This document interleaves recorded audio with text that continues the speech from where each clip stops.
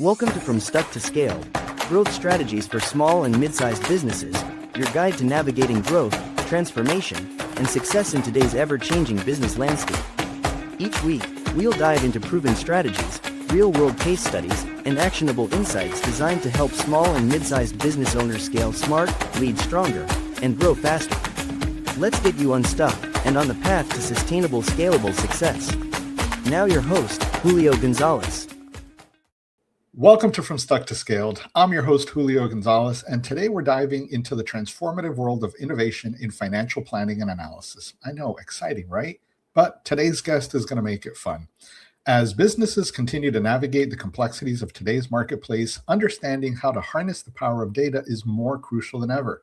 In this episode, we'll explore the essential role of custom reporting and data analytics in driving profitability and how adopting a data-driven culture can set your organization apart. We'll also discuss practical DIY strategies, maximizing automation, and the exciting opportunities presented by AI in the FP&A landscape. Whether you're a small business owner or an industry leader, today's insights will equip you with the tools to unlock your organization's full potential. Let's get started.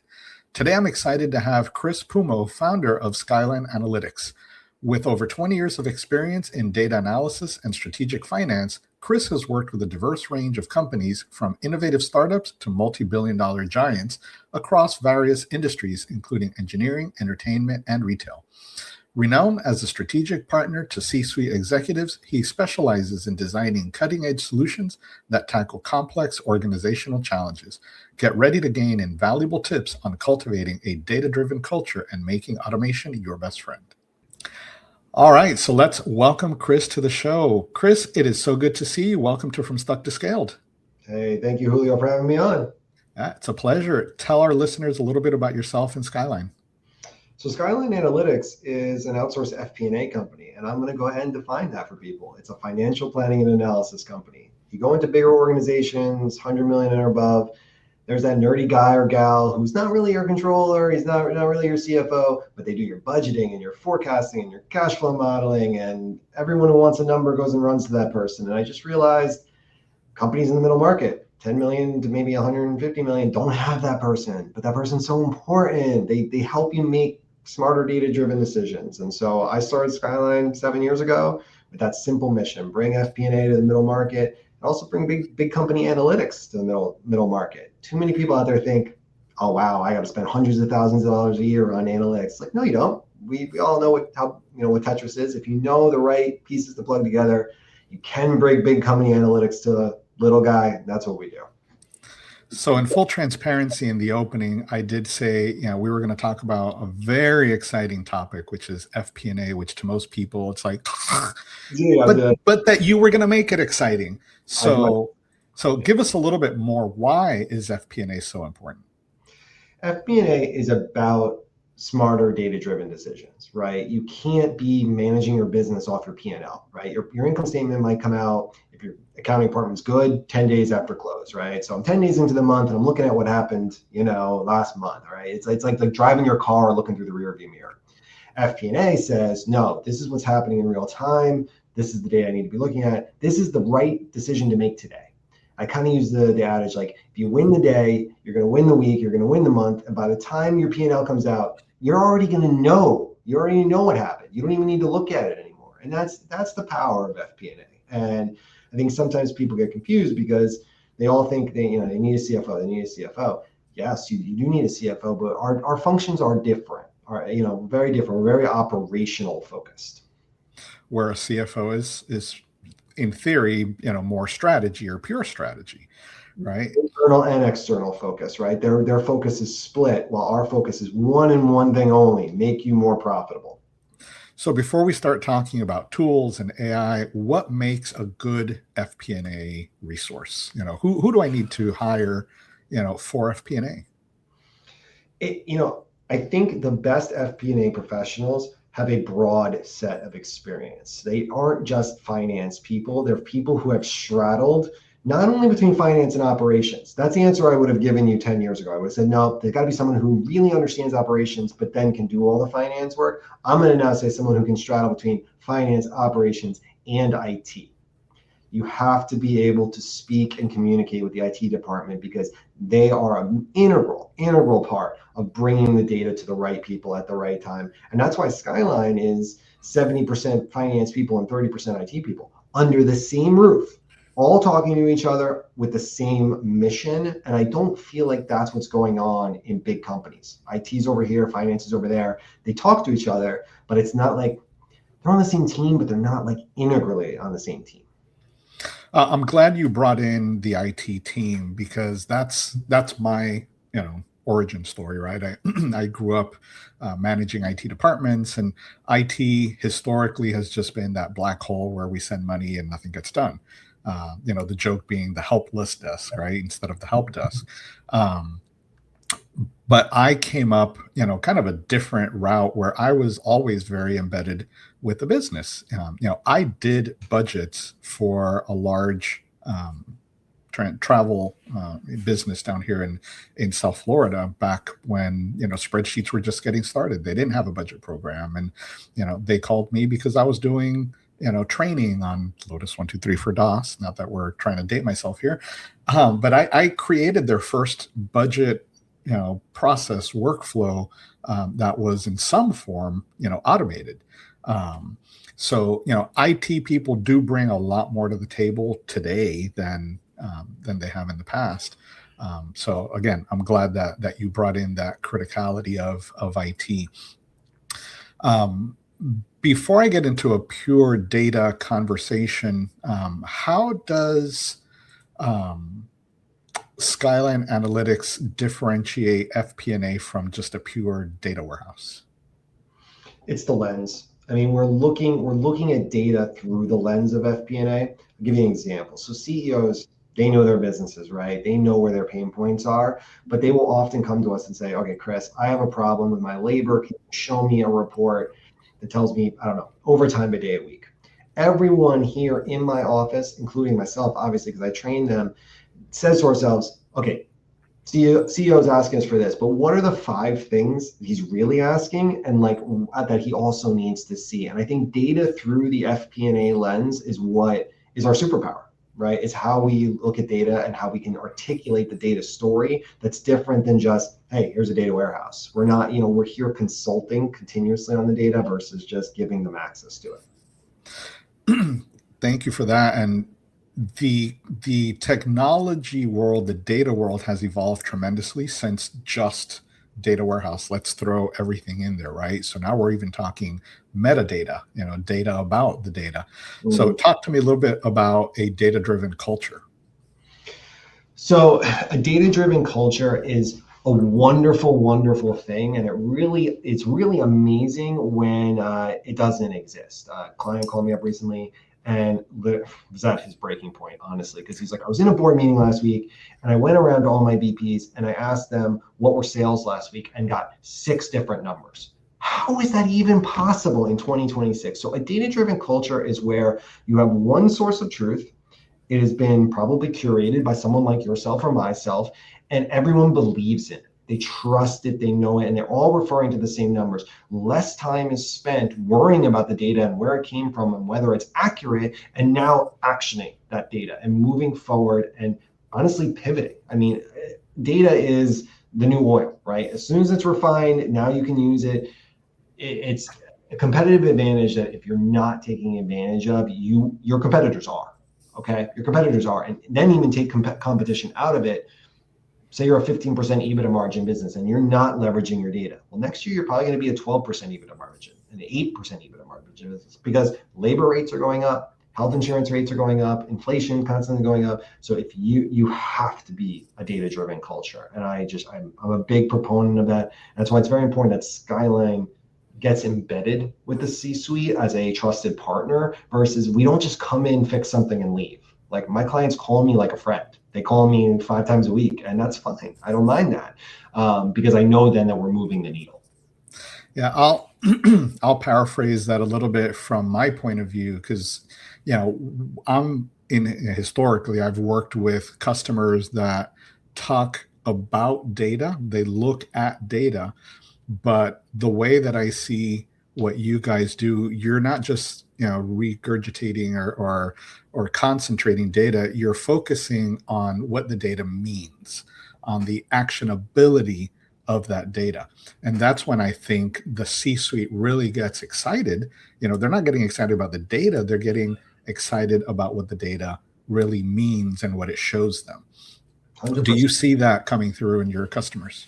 Oh, 100%. And that's where, when I started the business, I thought we would be almost exclusively focused on the 10 million to 150 million range of revenue. Because again, that company isn't generally big enough to have a director of FP&A or an analytics team or an IT team that can do the integration. So I was like, okay, that's our sweet spot.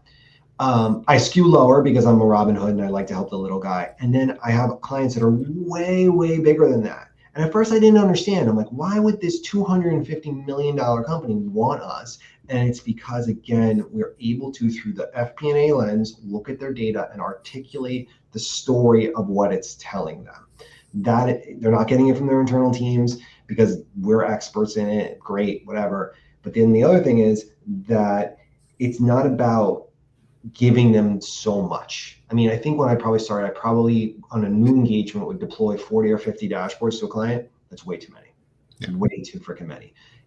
Most businesses can be boiled down to 10 to 12, and it's not drinking from the fire hose. Quantity or quality over quantity, less is more. Let's use whatever idiom we want. That's what it's about. If I can get you to just each person, chief operating officer, chief marketing officer, chief executive officer, if I can get each of you to look at the 3 dashboards that you need to look at every single day and live and breathe by it, I've done my job, and you guys will succeed. And to your point on the larger organizations, the bigger they are, the more data they have, the more disparate systems that they have. So it's that much more important to get to an actionable data point rather than just that flood from 10 different systems, because I guarantee you they're going to have an ERP, a CRM, maybe a manufacturing system. And it's just like, way too much, information coming their way, and it just becomes all meaningless, and thus, the analysis of that data. Analysis paralysis. There's another one, I mean, it's too much. It's too much data. So how much is AI helping these days in the FP&A space? It's really starting in the last, I think, 6 or 7 months to make a really big impact. Okay, so 2 years ago, went to the Florida Restaurant Show, brought my AI with me that I developed. It was cool, it was fun, but depending on how you ask the question, like it would give you the answer, maybe it would, maybe it wouldn't. It was just not quite there. Now we have our latest AI offering, which we released in Q4 of 2025. And some people were like, wow, you kind of waited a while. And I waited a while because I didn't want to be one more snake oil salesman. So much freaking snake oil AI out there right now that's so flashy and so cool. But the question, and come on, I'm a data analytics and profitability guy, where is the return on investment? Is it actually delivering tangible value? So where we're at in FP&A right now is that all roles, all data analysts and financial analyst roles that are, go get me this report. Go get me check counts last week. Go give me the trend of this, plot me this graph. All those jobs are going to go away. They're done. I'm sorry, they're done. So even in our own organization, we are becoming more manager and director, because it has human intelligence still exceeds artificial intelligence. But all the lower level roles are getting basically replaced because go fetch me data, which might take an analyst 20 or 30 minutes, can now be done in about 45 seconds by an AI. And not only that, the AI can handle typos, it can handle word choice, it can also handle open-ended questions. Look at my operations last week and tell me where I did well and where I didn't. That's not very specific. I'm not saying go out, analyze my labor or anything. That's very open-ended, but because it can access the entire database and analyze the whole database, it can analyze a wealth of data, a quantity of data that is well beyond what an analyst could even do in a week. So that's where we're at. Yeah, obviously, like the rest of the technology world, and I would argue the business world, AI has been coming up in every single one of my podcast episodes because AI is everywhere. And I did a presentation a couple months ago at one of the local chambers around the practical uses of AI, which is not necessarily very practical from a bleeding edge perspective. So I'm glad to hear that that you waited, because so many people just want to throw stuff out there to say, I have an AI solution. There's still so much AI that's just bolted on to existing technology, so that, I can say that, oh, we've added AI to whatever it is. So that purposeful decision, to develop, a solid product that is more mature than just slapping something out there, I think is of great value to your customers. And with AI is great at identifying patterns. So if you've trained it, to understand that broader perspective, it can do the pattern location behind, without you having to tell it, find me this specific metric. I mean, anomaly detection, which has been around for decades, right? I get an alert on my phone that I bought a croissant in France. It's like, I'm not in France, I'm in Boca right now. That's been around for a very long time. And so and that's a form of artificial intelligence. We've taken that and we've used that in some of our larger, and you referenced it before, really large clients with really large amounts of data. It's like, find me where something is anomalous. Just show me where my sales are off or my labor is off. And that stuff works. I think what's great partly about being an FP&A company that isn't industry specific, we are industry agnostic, is you can take these ideas from one space and you can move them to another, and to bring a lot of value where restaurateur is probably not thinking about the same thing that an engineering firm is, but oh, wait a second, hold on, our predictive labor model over here actually also works over there. And it's very powerful in and of itself. You're listening to the From Stuck to Scale podcast, and today we're talking to Chris Pumo about data analytics and data-driven culture. So, Chris, how did you get into this? What's your background in data? Oh boy, geez, how far back do we want to go? No, I'm just kidding. I graduated from Stanford with a degree in civil engineering. And why did I do that? Because my father said, you're good at math, you're good at science, but make sure you pick an applied math or science. So I thought being an engineer would be a great thing. And I thought that designing bridges and tunnels and stuff like that would be fun and interesting. And it turned out, for some reason, and again, everyone on this podcast is going to think I'm crazy, I thought accounting would be more interesting. I went back to school and got an accounting degree. I think it's because I was coming up in the Silicon Valley era. I was in a lot of startups. I was very involved in very small ventures, really involved in business making and business decisions, helping small companies grow. I realized I was more interested in business than I was in the actual engineering. So went back, became an accountant, got a degree in finance, went into corporate finance. I just didn't fit square peg round hole. I didn't fit very well in the Big Four accounting culture. It was more like they use the term Sally, same as last year. Basically do exactly what we did last year and don't think creatively, just roll these work papers forward. It just wasn't for me. So I was here in Boca at Tyco Johnson Controls. This was before it was Tyco Johnson Controls. It was Tyco. Johnson Controls came in, they bought Tyco, and they fired everybody in the building except me and my boss. And I think I can say my boss could not really open a spreadsheet. He was not very good at numbers or spreadsheets. And again, they fired everybody in the building. I could have bought a Segway and ridden it around, but it was me there with him and the IT people. Johnson Controls people flew down from Chicago and they said, hey, we don't understand your P&Ls. They don't make any sense to us. They're not the Johnson Controls way of doing things. And I said, well, yeah, we're Tyco. Like, of course they don't make sense. But we also had 135 different ERP systems, okay? So a conglomerate of conglomerates that kept just slapping things together. And so I spent the better part of 2 years straddling between finance and IT, fixing all of these problems. And that's when data was no longer scary. And systems were no longer scary. They're all ones and zeros and tables, and everything behind the scenes is about the same. The front end looks different, but the back ends are all the same. So I became very adept at understanding systems. And so when clients come to me and say, hey, I run X, Y, and Z software, I said, either I've dealt with it or I'm going to be able to deal with it. I'm not worried about it. That's how I kind of got into both the data and the IT stuff, but I also was classically trained in accounting and finance. And again, was able to apply that FP&A lens to data to help companies. So that's how it all started. I think Skyline would not be here without that Tyco Johnson Controls seed moment. And I'm going to shout out to my wife as well. Skyline would not be here unless my wife was just like, what are you doing?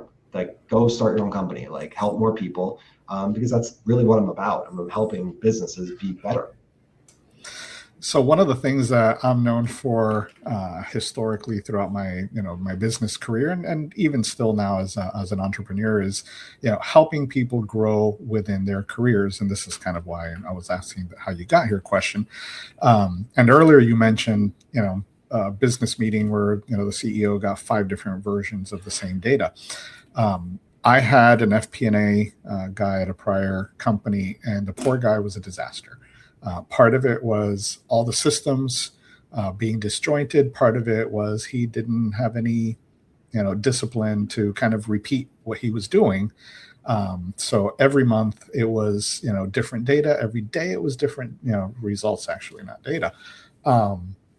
So what can you tell a business owner that has an FP&A resource that's doing stuff manually and is now moving into a more automated AI, type of FP&A practice, or something that they would engage you on to transform their FP&A? How do you help that person continue in their career? The FP&A person specific? The FP&A person, yeah. Yeah, I mean, the FP&A person has to embrace the world we live in and the change that is already here. And frankly, you're jumping on the bandwagon a little bit late. You got to get with the technology and the time and understand. And people used to say this about Excel, and I'm just going to say this about FP&A in general. If it's taking you 30 minutes, you're probably doing something wrong. There's probably a way to do it that could be 2 minutes. I hear a lot from organizations about ultra lean FP&A teams, and the only way that works, I read Reddit a lot now. I'm like the king of Reddit. I'm reading it all the time. I hear a lot of people complain about, I'm an FP&A department of 1. How do I even make this work? Should I quit my job? It's like, no, don't quit your job, but figure out how to automate your job. Figure out how to, and if that means engaging with someone like Skyline temporarily so we can help you automate your job, that's fine too. But definitely you have to embrace automation.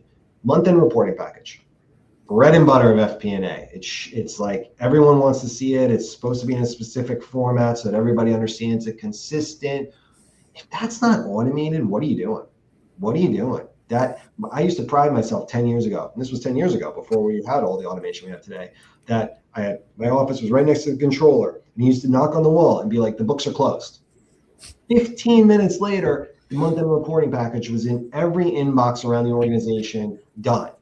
That's where you need to be. And if you're not there, then get some training, talk to someone like myself, just learn because you're honestly, be your own best friend. You're making life harder than it is. You can make your life easier. And to the business owners, what would you tell them to stop or start in order to, transform their FP&A journey in their business and really grow? I mean, I think I said it earlier. Stop trying to manage your business off of P&L. First of all, it's too late. That ship has already sailed. Really embrace real-time data analytics, and if that requires hiring someone like us, more power to you. Understand cash. Really, cash is king. Understand it. I mean, again, P&L is accrual based. Net income is what it is. But like, if you are not doing 13-week cash flow reports, that's a problem. When I started the company, I did not think that 13-week cash flow reports were going to be as prevalent as they are. But then we went into COVID, and everyone was freaking out about cash and how long their PPP money was going to last. Do I have to hire people? Do I have to put them on partial payment plans, whatever? And so we started producing these 13-week cash flow reports. And I still, to this day, 70% of our clients get those every Monday morning, because after COVID, people still wanted to understand, I'm here today. What does my cash look like 13 weeks from now? Highly predictive, highly automated, reports that they need to understand. So cash is king. Never take your eye off that ball. What would you say is the biggest challenge to data collection? And I'm trying to struggle for the right way to phrase this, but for a mid-sized company, they've got an ERP, they've got a CRM, they've got the core set of services, of products. Do you handle setting up that data integration? What does that look like? Because for some it's a daunting a daunting task, that I have all this data and I don't have, an IT person or a strong team. How do you recommend to them to get to where they have this efficient data collection? So, everyone, the good news is that it's 2026. Most businesses are collecting the data, whether or not they realize it or not. It is there. It is rare that I see that they don't have the data.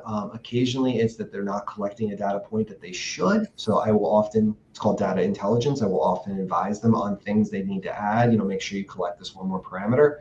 But then from there, it's thankfully, again, modern pieces of software. It's pretty easy to marry them all together. You may not have the person in-house to do that for you. And so this incremental FP&A that we offer, incremental data analytics, that's why we brought this to market. That's why we do what we do, because we can come in, we can set it up, and it's a one-time thing. I mean, it really is. Once you've made those data connections, it's a one-time thing, a one-time investment in both time and cost, to then have that access and that visibility going forward. So I think the only other area I would always advise clients is, because software is like a revolving door, if you are thinking about changing point of sale systems, changing ERP systems, vet the crap out of it. Pardon my French, just seriously make sure you're asking the right questions when you're on those calls with those software vendors, because they're going to tell you whatever you want to hear.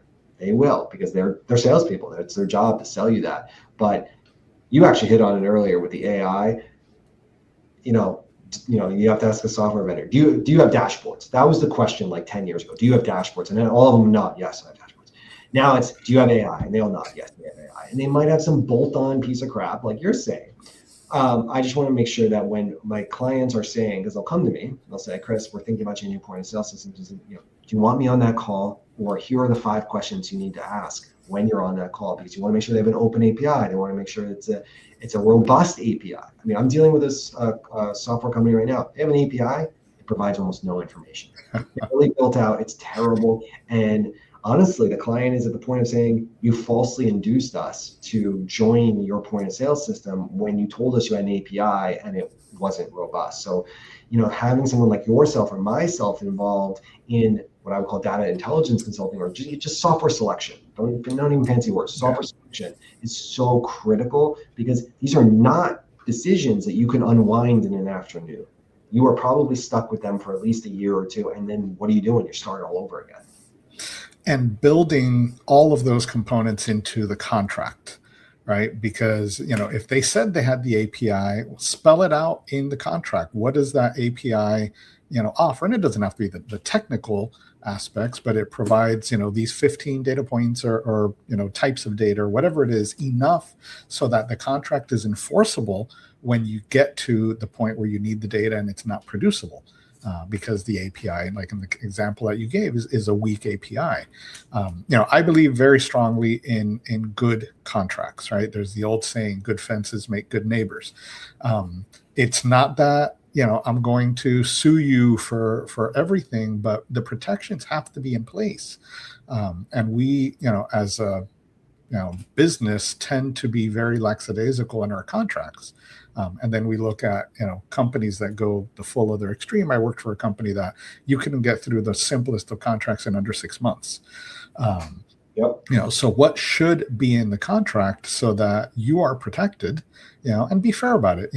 The other side has to be protected also, because if not, it's not a partnership. So there's a lot of opportunities in there for proper contracting to get what you need on both sides. So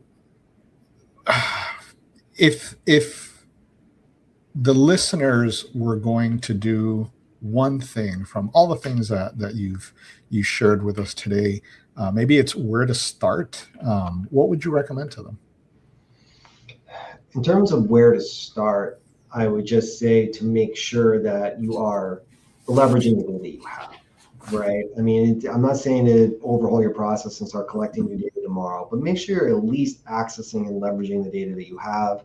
Make sure that you are not spending time I said it earlier, not spending, if someone's taking you 30 minutes in Excel or any Power BI or any other program, it probably can be done in 5. Like, you really just, we live in such a fiercely competitive business environment. I don't care what industry we're talking about, all of them. They're all fiercely competitive. Yeah. So you want to do more with less. The only way to do that is embrace the fact that data and data culture is here, and it's here to stay. It's been here for a while. So get on the bandwagon, start using that data, install that data-driven culture so that your teams really respect it and understand that it's a profit driver.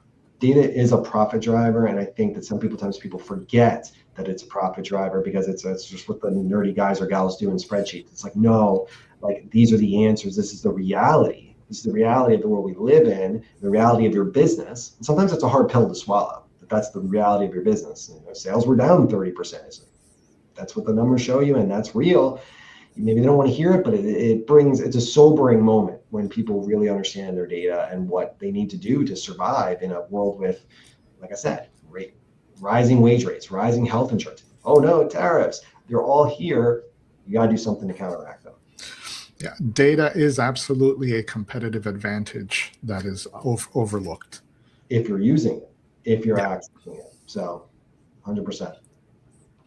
So Chris, you've given us a lot of great information and already given us a lot of great tips.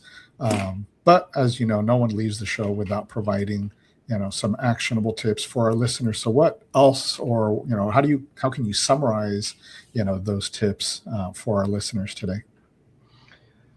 I think the summary tip, one summary tip that I would give is that we and the world and many of the companies that originally approached me, they work under the assumption that some of this stuff is out of their reach. It's too costly, too expensive. Just like when the internet started and a modem cost $1,000 and now they cost $20 on eBay or Amazon or something, that's already happened in the data analytics space. I don't think people realize Power BI is one of the number one data visualization software on planet Earth. To download it onto your computer, it's free. It's free to download. It's free to use.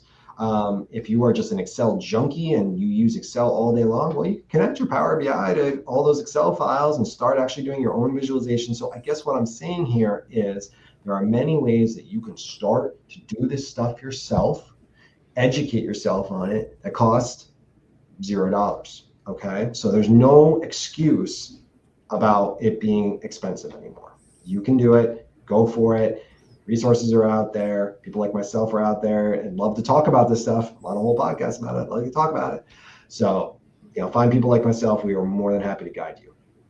Yeah, and even if they at least go to YouTube, there should be plenty of videos out there to get them started, and that way it's less pressure, than reaching out to a professional like you with, they're always going to fear, oh, then he's going to keep calling. And start on YouTube, get some background information and then reach out to Chris, for that next step.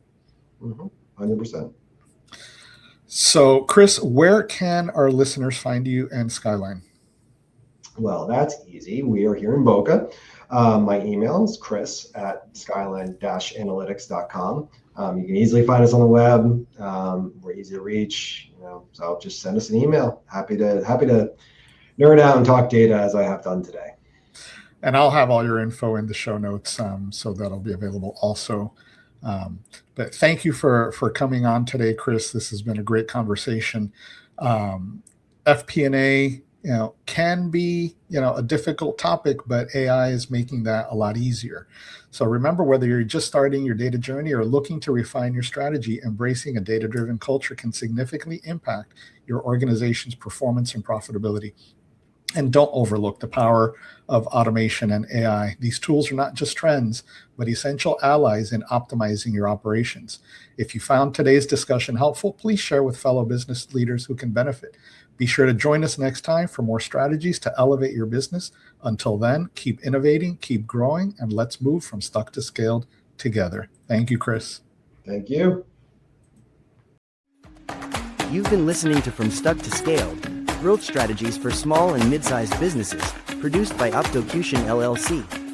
For more information, tools, and resources, check out our website www.redefinepossible.co/podcast.